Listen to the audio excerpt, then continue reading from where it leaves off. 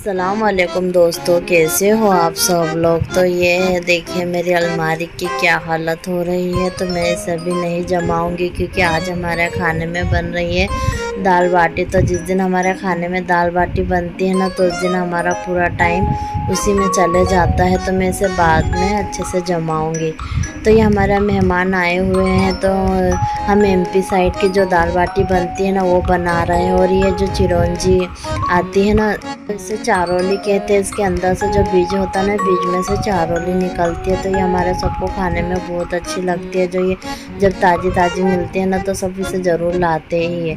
तो ये हमारे दाल बाटी के साथ जो खाने वाली दाल है, फीकी दाल, वो फ्राई हो चुकी है, वो बन के तैयार है। बस अब बाटी ही बनना बाकी है। तो बाटी बनने में बहुत सारी प्रोसेस होती है। जैसे कि बाहर सबने आटा गूंद कर इसकी गोल गोल बाटियाँ बनाई है, और अब इसे हम यहाँ पानी में उबाल लेंगे। तो अभी तो ये आपको नीचे सब बैठी हुई दिख रही होंगी। जब ये अच्छे से उबल जाती है ना, तो ये तैर कर ऊपर आ जाती है। तो इसका मतलब ये होता है कि अच्छे से पक गई है, अंदर से इसमें कच्चापन नहीं है। तो देखिए अभी भी नीचे बैठी हुई, तो मैंने एक बार चेक कर लिया है, लेकिन ये अभी भी नहीं बनी है। तो जब ये अब हम थोड़ी देर बाद देख रहे हैं, तो देखिए किस तरीके से ये ऊपर आ गई, मतलब ये अच्छे से पक चुकी है। तो अब हम इसे ना एक प्लेट में निकाल लेंगे और बाहर हवा में से ठंडा करने के लिए डाल देंगे। तो हमारा ये एमपी साइड में, इंदौर में, इधर उधर बहुत ज़्यादा ये बनती है, और बहुत ज़्यादा शौक से इसे सब खाते हैं। तो इसे मटन के साथ भी खाया जाता है। मटन भापला जो बनते हैं उस वैसे के साथ फीकी दाल भी बनती है, मसाले की दाल भी बनती है, फ्राई दाल भी बनती है। मतलब जिसको जैसी पसंद होती है वैसी बनती है। और इसके साथ आलू वांगे की सब्ज़ी चलती है, और देसी घी डालकर इसे खाया जाता है।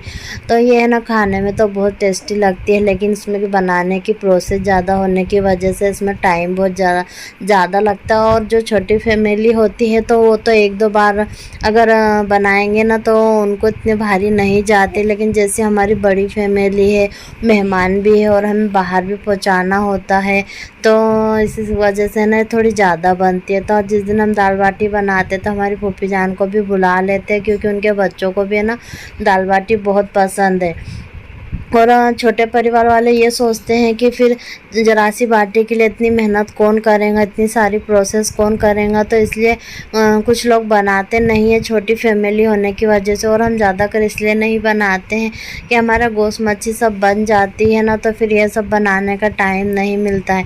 और ये है ना, बारिश में और ठंडे मौसम में खाने में ज़्यादा अच्छी लगती है, क्योंकि इसको खाने के बाद है ना प्यास बहुत लगती है, और नींद भी बहुत आती है। जितनी ये खाने में मज़ेदार होती है ना, उतनी ही ज़्यादा इससे नींद भी आती है, और बस दिल होता है कि खाने के बाद तो बस सो ही जाना।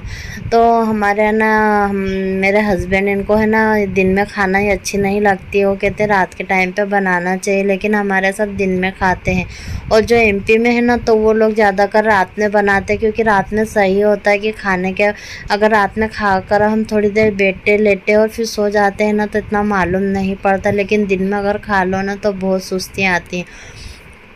अब हर खाने के अपने कोई कुछ ना कुछ क्वालिटी होती है, कुछ ना कुछ उसका अंदाज होता है। तो अब क्या करें, खाने का शौक़ है तो खा लेते हैं, नींद आती है तो सो भी जाते हैं। क्या कर सकते हैं, खाना अगर सबको पसंद है तो फिर बना ही लेते हैं। और वैसे भी बहुत कम बनती है, 2-3 महीने में एक बार बनाते हैं, या फिर कोई मेहमान वगैरह आते हैं तो ही बनाते हैं हम भी। क्योंकि ना इसको बनाने के लिए ज़्यादा लोग लगते हैं, क्योंकि देखिए उन सब ने बाहर बैठकर इसको बनाया है, तो मैंने अंदर इसको लाकर उबाला है। फिर इस तरीके से छन्नी रख कर इसको सेकना होता है, तो मैं इसको अंदर लाकर सेक रही हूँ। और साथ में मैं इसको फ्राई भी करते इंसान, तो इसको अंदर के लिए चाहिए जो इसको अंदर करे, और एक बाहर होना। और एक इंसान है जो दाल सब्जी बनाता है। तो ये मेरी चाची सास ने आलू वांगे की सब्जी और फीकी दाल बनाकर तैयार कर ली थी। तो यह वांगा भी गल रहा है, तो मैं इसे चेक कर रही हूँ, तो ये अच्छे से गल गए, तो मैं अब इसे बंद कर दूँगी। तो है ना अच्छा हुआ कि एक साइड इधर भी गैस लगा हुआ है, तो हमारे को है ना फिर जब हम ज़्यादा खाना बनाते हैं ना तो इनका बहुत ज़्यादा यूज़ होता है।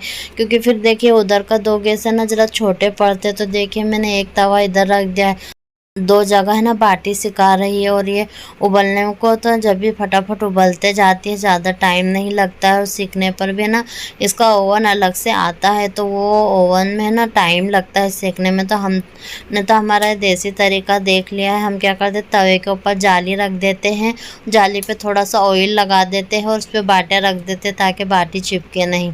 और इस पे ना बहुत जल्दी जल्दी बाटियाँ सिक कर तैयार हो जाती है।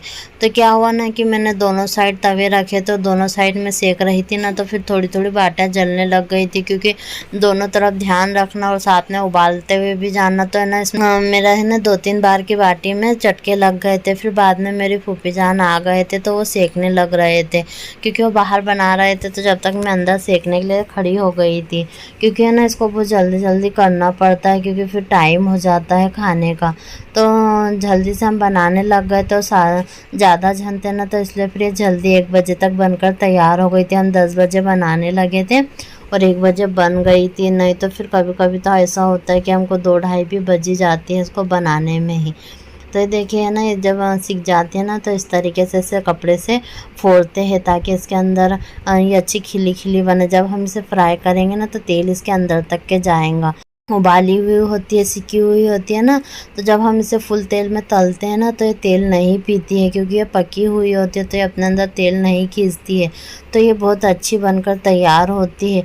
ये मैंने चोखा खाया है, जो दाल चूरमा उधर का जो बताते हैं चोखे के साथ वो खाते हैं ना, वो बाटी तो बहुत अलग आती है। मतलब उसका और इसका तो कोई मेल नहीं है, तो बहुत अलग बनती है और वो बहुत अलग होती है। और वो लोग सूखी सूखी चटनियों के साथ खाते हैं, तो हमारे तो वैसा से कोई भी नहीं खाएगा। और वो इसका गोला आटे का रहता है, इसको तो हम पूरा बेलते हैं, इसके अंदर तेल लगा के उसको गोल गोल रिंग बनाते हैं और फिर उसको कट करके और फिर उसको उसकी बाटी का इसको ऐसा शेप देते हैं। तो मैंने बाहर का ज़्यादा कैप्चर नहीं कर पाई। और अगर आपको इसकी फुल रेसिपी देखना है तो ये मेरे चैनल पे पहले से मैंने डाली हुई है, तो आप देख सकते हो। और मैं इसको है ना अपने डिस्क्रिप्शन बॉक्स में भी डाल दूँगी, तो आप चाहे तो वहाँ से भी देख सकते हैं कि ये कैसे बनती है।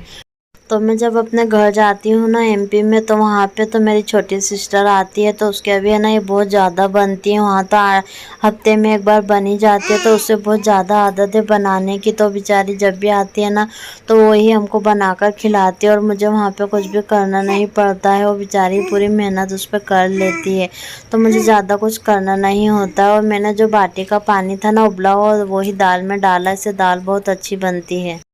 तो मेरे देवर और ससुर जी को दाल बाटी बहुत ज़्यादा पसंद है। मतलब वो तो बोलते ही रहते हैं कि बना लिया करो, लेकिन बस बात यही होती है कि इसको है ना टाइम बहुत ज़्यादा लगता है और फिर पूरा टाइम इसी को देना पड़ता है। इसके अलावा हम दूसरा और कोई काम कर ही नहीं पाते क्योंकि किचन से निकलना ही नहीं होता है।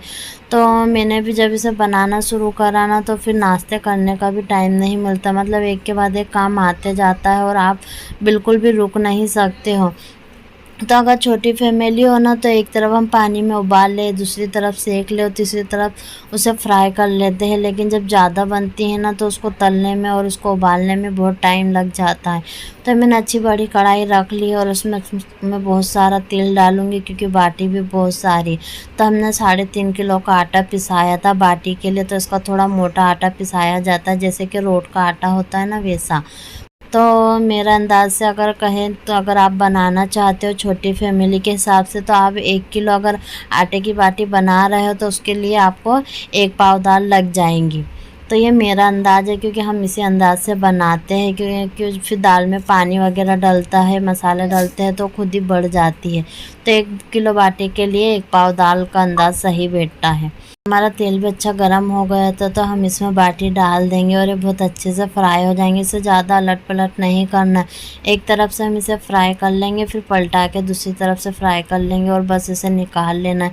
अगर आप इसे ज़्यादा फ्राई कर लेंगे ना तो ये बहुत ज़्यादा सख्त हो जाएंगी और जो खाने में अच्छी नहीं लगेंगी।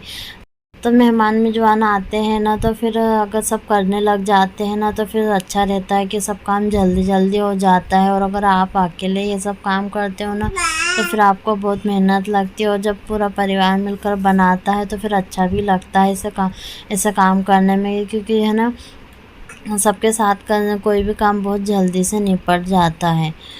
तभी रमज़ानों के बाद से, ईद बाद से तो हम यही सब काम करने में लगे हो, खाने पीने में। और फिर अभी 2-3 दिन से हमको है ना दावत आ जाएंगी, तो फिर हम दावतों में जाने लग जाएंगे। तो फिर अभी जब तक कि आज हमारे घर जो मेहमान आए हुए हैं ना, तो वो भी दोपहर का खाना खाकर चले जाएंगे, क्योंकि उनको मेरी चाची सास के घर भी रहना है, तो है ना इसलिए हमने उन्हें बहुत रोका कि वो रुक जाए, लेकिन वो बोले कि नहीं, मुझे वहाँ भी रहना है और फिर हमें घर भी जाना है, क्योंकि बच्चे साथ में हैं और फिर बच्चों की स्कूलें चालू हो जाएंगी, तो बोले इसलिए हम रुक नहीं पाएंगे। तो फिर है ना वो 1-2 दिन रुक कर ही हमारे घर से चले गए थे।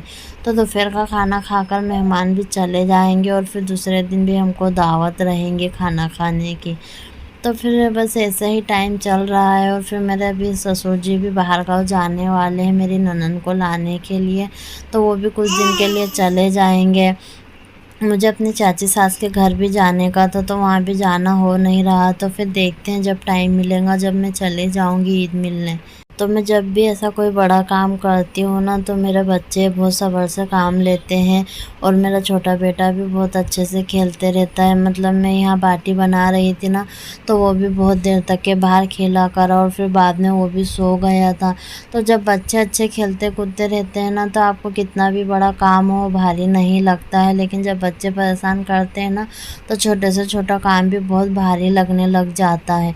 तो देखिए हमारी बाटियाँ भी बनना शुरू हो गई, और अब साथों साथ हम खाने की तैयारी भी कर लेंगे।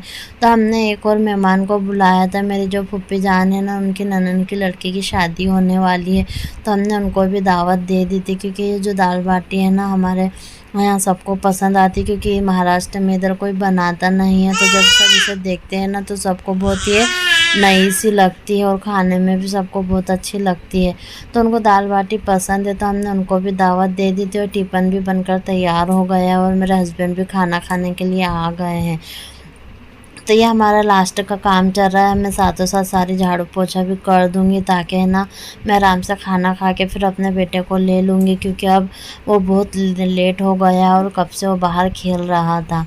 तब मैं यहाँ की भी सब साफ़ सफाई कर लूँगी, और इसी के साथ हमारे ये दाल बाटी बनकर तैयार हो गई। तो इसे कैसे खाते हैं तो मैं आपको एक बार बता देती हूँ कि है ना इसमें देसी घी डालकर खाया जाता है। तो मैंने बाटी को इस तरीके से चूर लिया, तो और इस पर दाल डाल दिया, तो है ना दाल बहुत जल्दी पीने लग जाती है। और इसके साथ आलू वांगे की सब्ज़ी खाई जाती है। मुझे तो है ना अचार के साथ ये बहुत ज़्यादा अच्छी लगती है, मुझे सब्ज़ी के साथ अच्छी नहीं लगती है। तो अगर आप कुछ नया ट्राई करना चाहते हो, और आप कुछ हटकर खाना चाहते हो रोटी और राइस के अलावा, तो आप इसे एक बार ट्राई करके ज़रूर देखें, ये आपको बहुत पसंद आएंगी।